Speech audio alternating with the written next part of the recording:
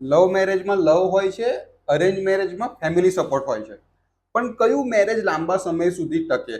ઘણા લોકો કહે છે લવ મેરેજ બેસ્ટ, કારણ કે કપલ પહેલેથી જ એકબીજાને જાણે છે.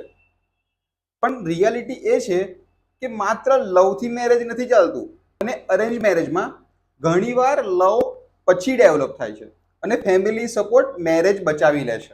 ભારતમાં ચાહે લવ મેરેજ હોય કે અરેન્જ મેરેજ, બંનેને સમાન લીગલ પ્રોટેક્શન મળે છે.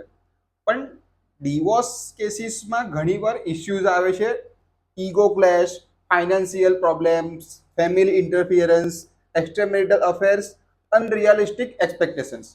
કોર્ટ એ જ વસ્તુ જોવે છે: મેરેજ મેન્ટલી અને લીગલી સસ્ટેન થઈ શકે છે કે નહીં. સક્સેસફુલ મેરેજનો સિક્રેટ લવ મેરેજ કે અરેન્જ મેરેજ નથી, પણ લોયલ્ટી, રિસ્પેક્ટ અને અન્ડરસ્ટેન્ડિંગ છે.